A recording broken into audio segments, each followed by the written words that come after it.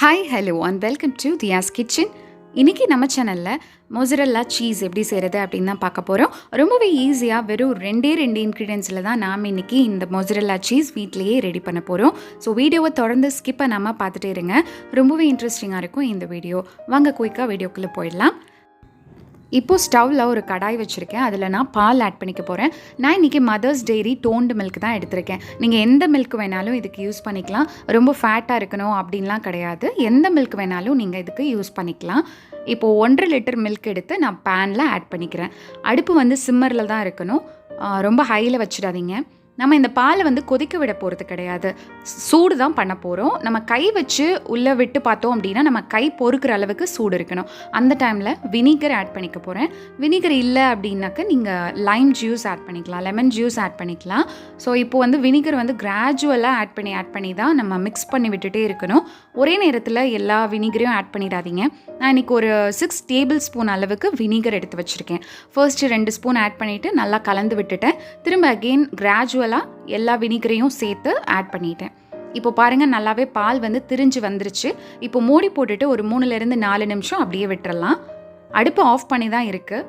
இப்போது ஒரு 4 நிமிஷத்துக்கு அப்புறம் ஓப்பன் பண்ணி பார்த்தா எல்லாமே தனியாக வந்துருச்சு. அந்த வாட்டர் தனியாக, அந்த சீஸ் எல்லாம் தனியாக வந்துருச்சு.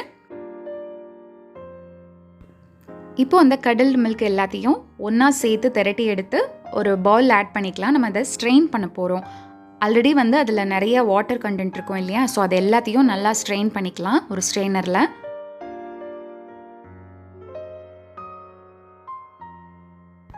இங்கே பேலன்ஸ் இருக்க வாட்டருக்கு பேர் வாட்டர் அப்படின்னு சொல்லுவாங்க. நிறைய பேர் சீஸ் செய்கிறப்போ நார்மல் வாட்டர் ஆட் பண்ணி செய்வாங்க. நாம் இன்றைக்கி இந்த வாட்டரில் தான் செய்ய போகிறோம். ஸோ இந்த வாட்டர் வந்து வேஸ்ட் பண்ணிடாதீங்க. இப்போ நம்ம ஸ்டவ் ஆன் பண்ணிக்கலாம். ஆன் பண்ணிவிட்டு அந்த வாட்டரை வந்து நம்ம ஹீட் பண்ண போகிறோம். ஒரு டேபிள் ஸ்பூன் அளவுக்கு உப்பு போட்டுட்டு நல்லா கலந்து விட்டுக்கோங்க. நல்லா கலந்து விட்டதுக்கப்புறம் இதை சூடு பண்ண போகிறோம். பாயில் பண்ண போகிறதில்ல, கொதிக்க வைக்க போகிறதில்ல. நல்லா சூடானதுக்கு அப்புறமா ஆஃப் பண்ணிவிடுங்க. ஸ்டவ் ஆஃப் பண்ணிவிட்டு நம்ம எடுத்து வச்சுருந்த அந்த சீஸ் இருக்கு இல்லையா, ஸ்ட்ரெயின் பண்ணி வச்சுருந்தோம்ல, அதை ஆட் பண்ணி இந்த மாதிரி நல்லா ப்ரெஸ்ஸிங் கொடுத்து நல்லா பெண்ட் பண்ணி நல்லா ப்ரெஸ்ஸிங் கொடுத்து மிக்ஸ் பண்ணிவிட்டு ஒரு 2-3 நிமிஷம் அப்படியே இதை ஊற போட்டுருங்க. இப்போது இதை அகெயின் வந்து ஃபில்டர் பண்ண போகிறோம். ஸ்ட்ரெயினரில் இல்லை, கையாலே வந்து நல்லா பிழிஞ்சு தண்ணியெல்லாம் வெளியில் எடுக்க போகிறோம். ஸோ இதே மாதிரி 5 டைம்ஸ் வந்து நம்ம இதை செய்ய போகிறோம். இதே ப்ராசஸ் வந்து ரிப்பீட் பண்ணணும். தண்ணி வந்து அகெயின் சூடுபடுத்தணும்னு தேவையில்லை. ஒரு டைம் வந்து நல்லா ஹீட் பண்ணிட்டோம், அதுவே போதும். திரும்ப அகெயின் போட்டு நல்லா இதே மாதிரி மடித்து நல்லா ப்ரெஸ் பண்ணி விடுங்க. அப்போ தான் அந்த எலாஸ்டிக் ஃபார்ம் வந்து நமக்கு கிடைக்கும். ஸோ இப்போ அகெயின் எடுத்து கையாலே நல்லா பிழிஞ்சிட்டு தண்ணியெல்லாம் வெளியில் எடுத்துகிட்டு அகெயின் வந்து உள்ளே போட்டுருங்க. இந்த மாதிரி அப்சைட் டவுனாக நல்லா வந்து பிசைஞ்சு விடுங்க. நம்ம பரோட்டாக்கு மாவு பிசைவோம் இல்லையா, ஸோ அதே மாதிரி அப்சைட் டவுனாக நல்லா பிசைஞ்சு விட்டுருங்க. நீங்கள் இழுத்து பார்த்தீங்கன்னா நல்லா எலாஸ்டிசிட்டியாக நமக்கு வரும் செகண்ட் டைமே. ஸோ அப்போ தான் நம்மளோட சீஸ் வந்து ப்ராப்பராக வந்திருக்கு அப்படின்னு சொல்லி அர்த்தம். இப்போ 3rd டைம் வந்து சேம் ப்ராசஸ் வந்து ரிப்பீட் பண்ணிக்கலாம்.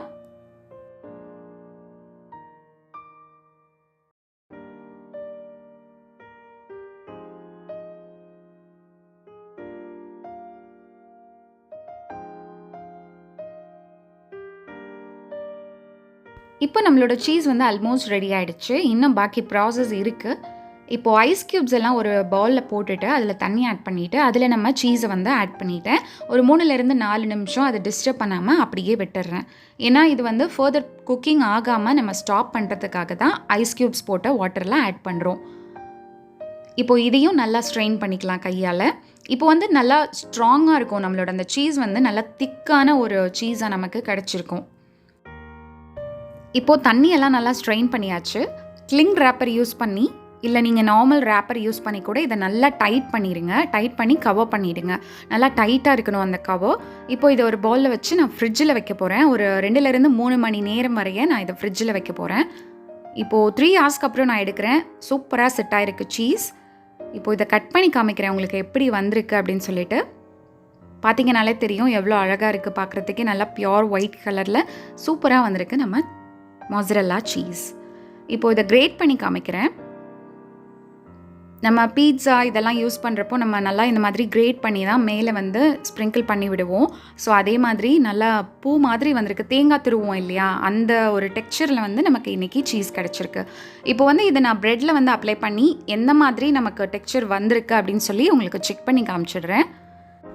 நார்மல் வீட் பிரெட் எடுத்திருக்கேன் ஒரு ஸ்லைஸ். அதில் வந்து பீட்சா சாஸ் அப்ளை பண்ணியிருக்கேன். நீங்கள் டொமேட்டோ கெச்சப் கூட நீங்கள் அப்ளை பண்ணிக்கலாம். ஆரிகனோ அப்புறம் சில்லி ஃப்ளேக்ஸ் ஆட் பண்ணிக்கிறேன். இது மேலே நம்ம கிரேட் பண்ணி வச்சுருக்க மொசரெல்லா சீஸ் வந்து ஆட் பண்ணிக்கலாம். இப்போது பேன் வந்து ப்ரீ ஹீட் பண்ணியிருக்கேன். நல்லா மூடி போட்டு மூடி வச்சு 5 மினிட்ஸ் வந்து சிம்மர்லேயே வச்சு நான் சூடு பண்ணியிருக்கேன் பேனை. அது ஏர் வந்து வெளியில் போகாமல் இருக்கிறதுக்காக மூடியில் வந்து ஒரு டூத் பிக் இன்சர்ட் பண்ணியிருந்தேன். இப்போது லிட்டை ஓப்பன் பண்ணிவிட்டு நம்ம ப்ரிப்பேர் பண்ணி வச்சுருந்த ப்ரெட்டை வச்சு ஒரு 5 மினிட்ஸ் சிம்மர்லேயே வச்சு வேக விட்டுடலாம். இப்போது ஆஃப்டர் 5 மினிட்ஸ் நம்மளுடைய instant pizza bread pizza ready ஆகிடுச்சு. நம்மளுடைய ஹோம்மேட் மொசரெல்லா சீஸ் யூஸ் பண்ணி நாம் இதை இன்றைக்கி செஞ்சுருக்கோம்.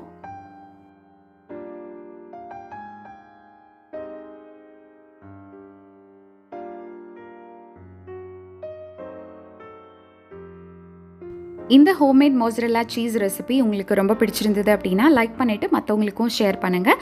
சப்ஸ்கிரைப் பண்ணாமல் வாட்ச் பண்ணிட்டு இருந்தீங்கன்னா நம்ம சேனலுக்கு சப்ஸ்கிரைப் பண்ணிவிட்டு பக்கத்தில் உள்ள பெல் ஐக்கானை மறக்காமல் ப்ரெஸ் பண்ணிவிடுங்க. உங்களுடைய ப்ரெஷியஸான comments always welcome. Take care and by.